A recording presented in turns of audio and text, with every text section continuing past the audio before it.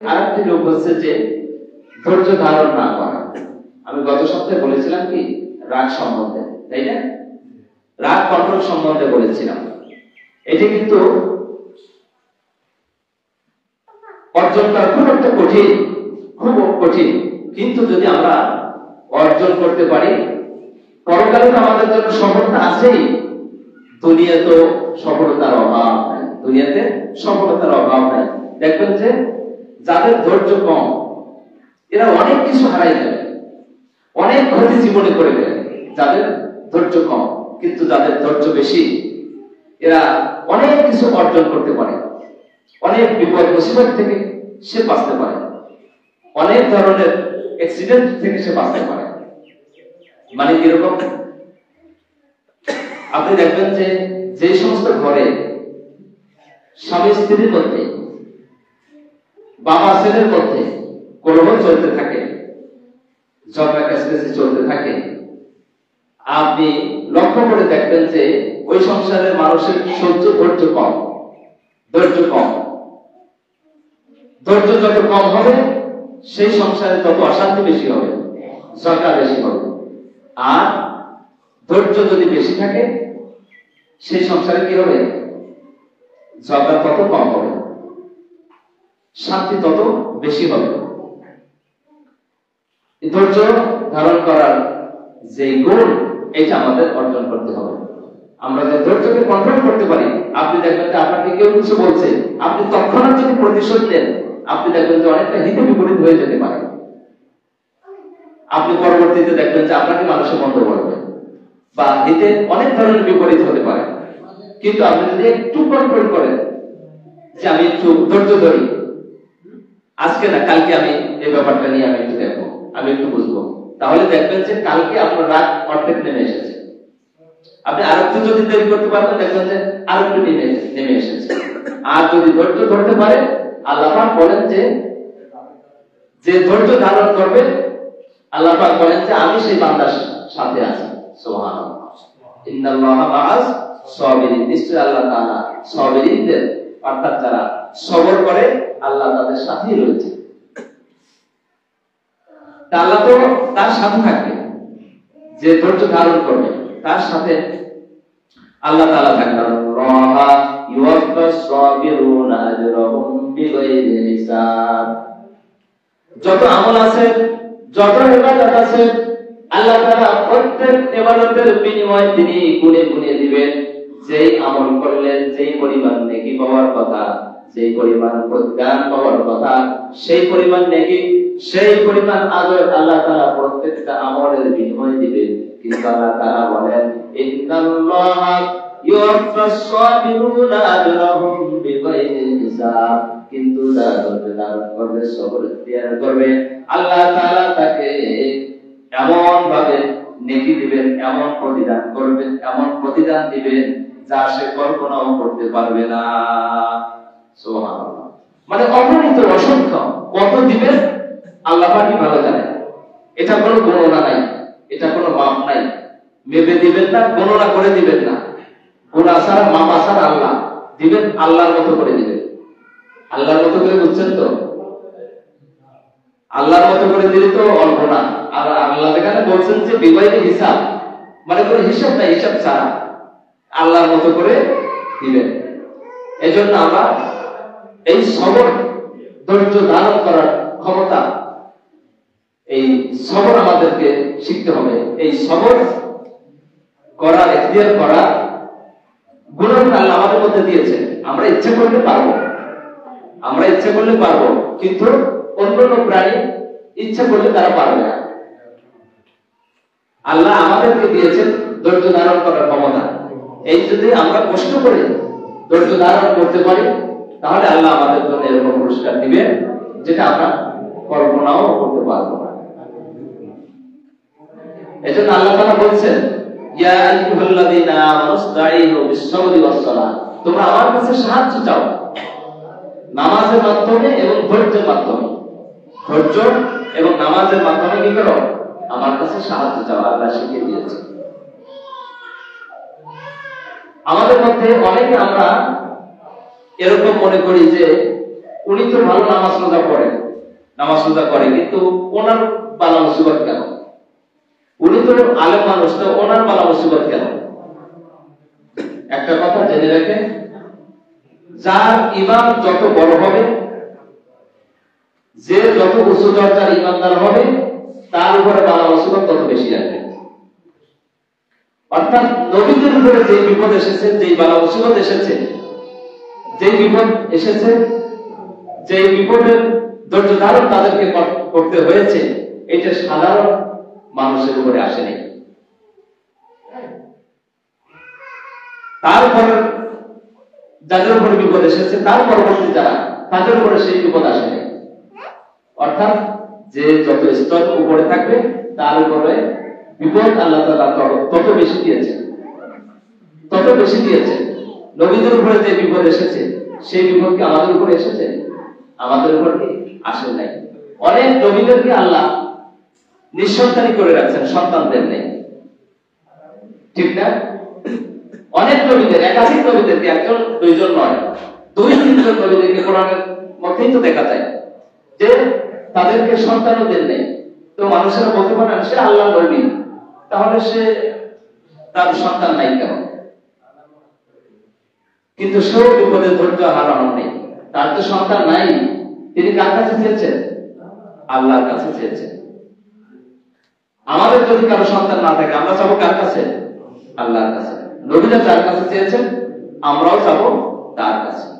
ধৈর্য ধারণ করা, নবীদের উপরে যে বিপদ এসেছে, সেই বিপদ তার পরবর্তী যারা মুত্তাকি তাদের উপরে আসে নাই।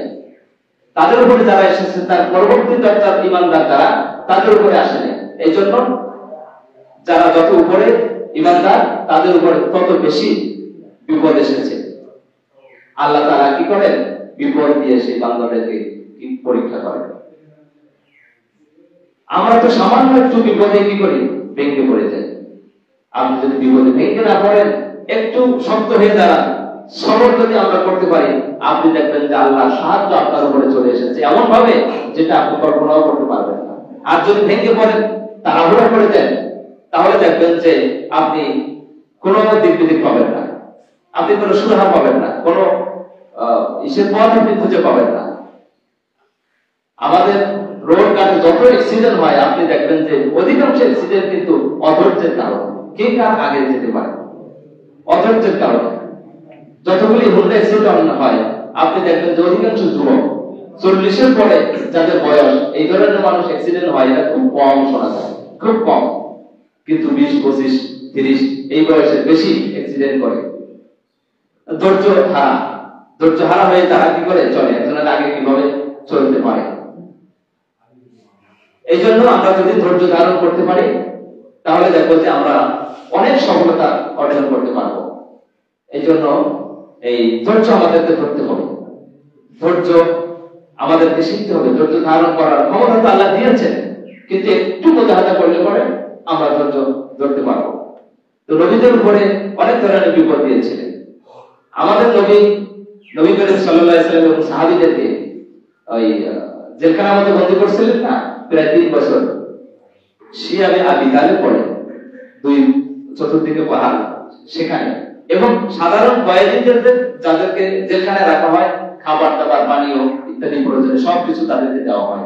কিন্তু তাদেরকে যেখানে জেলখানায় বন্দী করে রেখেছে, কোনো কিছু তাদেরকে দিত না। তাদের সাথে যে খাবার টাবার যা কিছু ছিল সব ফুরিয়ে গিয়েছে, সব শেষ হয়ে গিয়েছে, গাছের পাতা পর্যন্ত শেষ হয়ে গিয়েছে তারা যেখানে ছিল।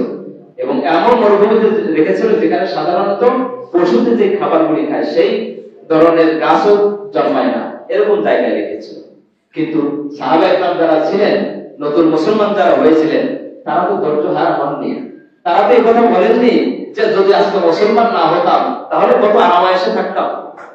মুসলমান হয়েছি বিধায় কত কষ্ট আমাদেরকে করতে হয়েছে, এই জেল খাটতে হয়েছে, জুলুম সহ্য করতে হয়েছে, আমাদেরকে খাবার পর্যন্ত দিচ্ছে না।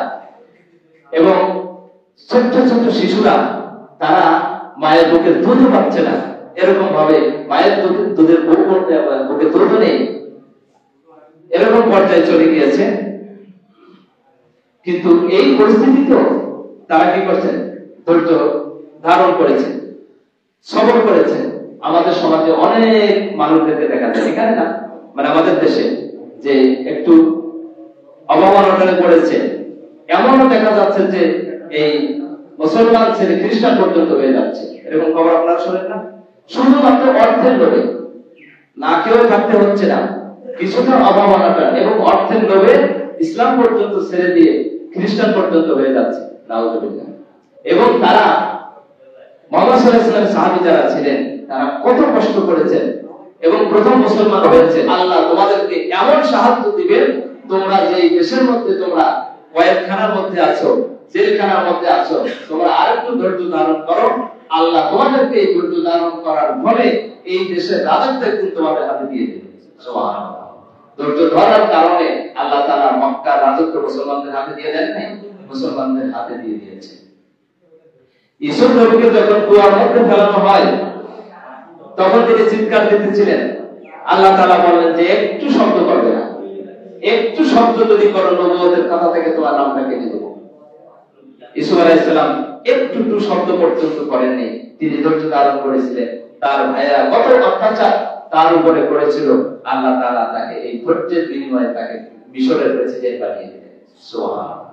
আমরা সকলে জানি হযরত আইয়ুব আলাইহিস সালাম, তাকে আল্লাহ তাআলা ধন সম্পদ দিয়েছিলেন, অভাব ধন সম্পদ, কোনো কিছুর অভাব রাখেন নাই, এবং সুঠাম দেহের অধিকারী বানিয়েছিলেন, খুব সুন্দর চেহারা বানিয়েছিলেন, খুব সুন্দর চেহারার অধিকারী বানিয়েছিলেন, অনেক ছেলে সন্তান দিয়েছিলেন। কোন ধরনের দুনিয়াবি যে নিয়ামত দরকার সব আল্লাহ তাআলা তাকে দিয়েছিলেন। এরপরে আল্লাহ তাকে পরীক্ষা করার জন্য এক এক বিপদ দিতে শুরু করলেন। প্রথমে তার সন্তান যেগুলি ছিল সব একে একে করে নিয়ে যায়। আমাদের মধ্যে অনেকের সন্তান মারা গেলে ঈমান বিধ্বংসীমূলক কথাও মুখ থেকে বেরিয়ে যায়, যে আমার কথা বলে যে আর কারোর ছেলে দেখে না, আল্লাহ আমার ছেলেটাকে নিয়ে গেল, বিভিন্ন ধরনের কথাবার্তা বলে। যে আইয়ুব আলাইহিস সালাম তিনি একজন নবী, সেই নবী তার সমস্ত সন্তানদেরকে আল্লাহ তাআলা কি করলেন, দুনিয়া থেকে নিয়ে গেলেন। যত সম্পদ ছিল সমস্ত সম্পদ হাতছাড়া করে ফেললেন। সুঠাম দেহের অধিকারী ছিলেন, ইবাদত করার জন্য যে দেহ দরকার সেই দেহ ছিল, চমৎকার চেহারার অধিকারী ছিলেন। আল্লাহ তাআলা এমন রোগ দিলেন যে রোগে তিনি এমন শরীরের মধ্যে পোকা পর্যন্ত ধরে গেল, পোকা ধরে হাত পা সব বস্তুগুলি পোকায় খেয়ে ফেললো। পোকা খেতে খেতে খেতে খেতে যখন জিহ্বা পর্যন্ত আসলো, তখন তিনি চিন্তা করলেন যে জিহ্বা যদি খেয়ে ফেলে তাহলে আল্লাহ জিকির করবো কি দিয়ে। সুবহানাল্লাহ। সমস্ত অঙ্গ প্রত্যঙ্গ পোকায় খেয়েছে, আমার কোন সমস্যা নেই, কিন্তু জিহ্বা যদি পোকা ধরে যায় তাহলে আল্লাহর জিকির, আল্লাহর তাসবিহ তাহলিল এগুলি কি দিয়ে করব। তখন তিনি বললেন আইয়ুবা ইসলাম আন্নী মাসানি আদ-দুররু ওয়া আনতা আরহামার রাহিমিন। তখন আইয়ুব আলাইহিস সালাম বললেন, আল্লাহ তাআলা আপনি সব থেকে ডাক্তারদের বড় ডাক্তার, আপনি রহম করনেওয়ালাদের থেকে বড় রহম করনেওয়ালা। আল্লাহ তাআলা মেহেরবানি করে আপনি আমার উপরে আপনি রহম করেন, মেহেরবানি করে আমার এই রোগ থেকে আপনি আমাকে মুক্তি দান করে দেন। আল্লাহ তাআলা বললেন, তিনি তো ধৈর্যের যে বিপদে আল্লাহ তাআলা পরীক্ষা করেছিল, ধৈর্যের পরীক্ষা করেছিল, সেই পরীক্ষায় তো তিনি পাশ করে গেছেন। আল্লাহ তাআলা বললেন উরকুদ বিরিজলিকা মুগতাসালুম ফারিদু ওয়া শারাব। হে আমার নবী আইয়ুব, তুমি যে জমিনে শুয়ে আছো, তোমার রোগাক্রান্ত দুর্বল শরীর দিয়ে তোমার পা দিয়ে জমিনের উপরে তুমি আঘাত করো। যখন তিনি পা দিয়ে আঘাত করলেন তখন ওই মাটির ভিতর থেকে পানির ঝর্ণা বেরিয়ে এলো। আল্লাহ তাআলা বললেন, এই পানির দ্বারা তুমি গোসল করো এবং এই পানি তুমি পান করো, এই পানি তোমার জন্য শিফা হিসেবে, এই পানি পরিচ্ছন্ন সুকোমল পানি, এই পানি দিয়ে তুমি গোসল করো এবং এই পানিও তুমি পান করো।